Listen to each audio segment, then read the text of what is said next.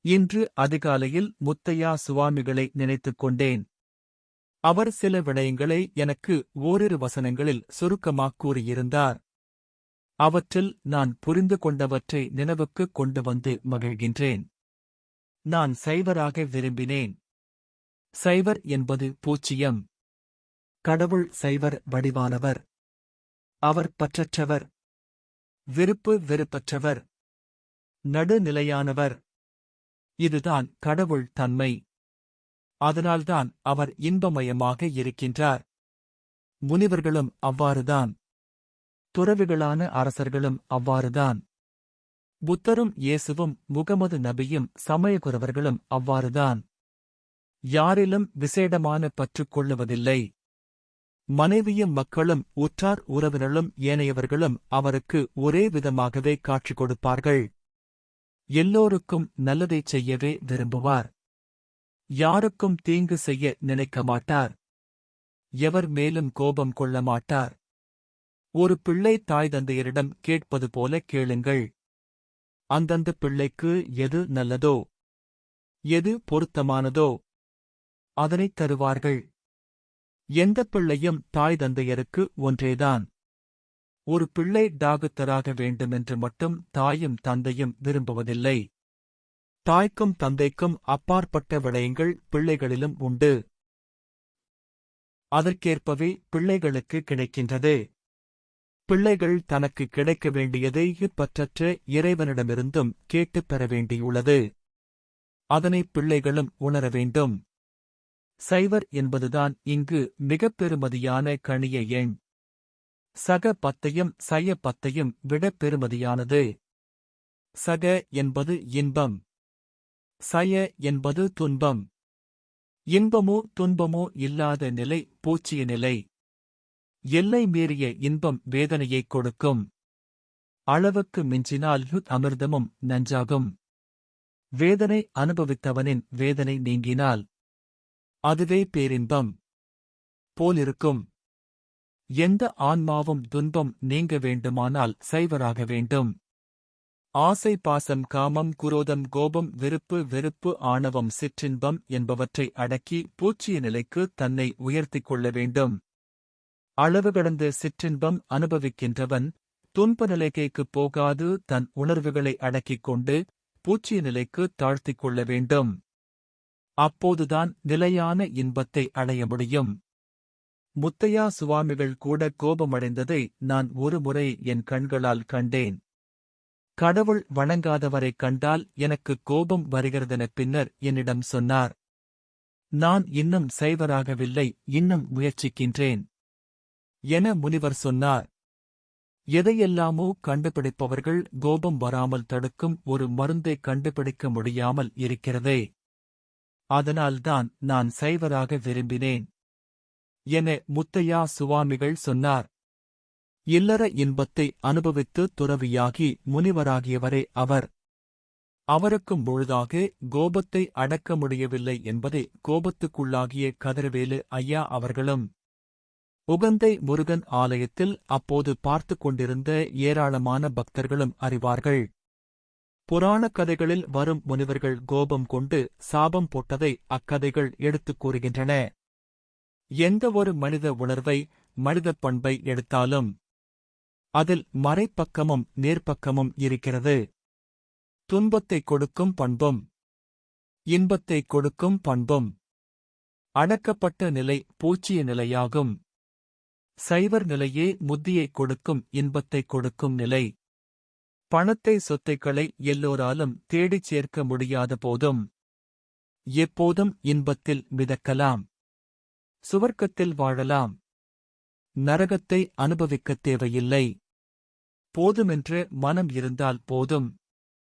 வறிய குடும்பத்தில் இருக்கும் மகிழ்ச்சி சில செல்வந்த குடும்பங்களில் இல்லாமல் இருப்பதைக் காணலாம். அதற்கு பல காரணங்கள் இருக்கலாம். எல்லாவற்றிலும் மறை, அதாவது சய எண்ணங்கொண்டிருப்பது, மற்றவரைப் பார்த்து பொறாமைப்படுவது, தாழ்வு மனப்பான்மை கொள்வது, மற்றவரைப் பற்றி குறை கூறுவது போன்ற கேட்ட பண்புகள் எல்லாவற்றுக்கும் காரணம் இறைவனால் தரப்பட்டிருக்கும். தான் இப்பிறவியில் கொண்டு வந்திருப்பது போதாது என்ற ஒரு மனநிலை மட்டுமேயாகும். போதும் என்ற மனநிலையும் தன்னம்பிக்கையும் இருக்கின்றவர்கள் மட்டுமே இன்பமாக சுவர்க்கமாக உலகில் வாழ முடியும். வலது குறைந்த பலர் இதனை உலகுக்கு நிறுவிக் காட்டியுள்ளார்கள். ஏனைய மனிதர்களின் மனங்களில் வாழக்கூடியவர்களாக வாழ்ந்து காட்டியுள்ளார்கள். ஆனைக்குட்டிச்சாமி இங்கு காரைதீவில் பெரிய பணக்காரராக வரவில்லை எனவும் கோவணத்துடனே வந்தார் எனவும் இங்கு கண்டவர்கள் சொல்லுகிறார்கள். அவர் துன்பப்பட்டதாக எவரும் சொல்லவில்லை. இன்று எங்கள் காரைதீவு கிராமம் அவரை கடவுளாகவே சொல்லுகிறது. அவரும் கடவுளிலிருந்து பிரிந்து வந்த ஒரு ஆன்மா. அவர் கடவுளுடன் கலந்துவிட்டார். அதனால்தான் அவருக்கு மனித உடலுடன் கூடிய அவருடைய ஒரு படத்தை வைத்து பூசை செய்கின்ற மனிதப் பண்பு உள்ள சமூகம் எங்கள் காரைதீவு கிராமம். நல்லதைச் செய்யாதவர் என்பதற்காக ஒருவரை தூசிப்பதில்லை, தண்டிப்பதில்லை. அவர்களுக்கு புனர்வாழ்வளிப்பதும் திருத்துவதும் தான் சைவர் கலாச்சாரப் பண்பு என முனிவர் குறிப்பிட்ட ஞாபகம் எனக்கு உள்ளது. முத்தையா முனிவர் சைவர் என்பது பற்றி கூறியவற்றில் சிலவற்றை சுருக்கமாக எழுதிக்காட்டி அவரிடம் அங்கீகாரம் பெற்றேன். மேலே உள்ளவை நான் புரிந்து கொண்டவையாகும்.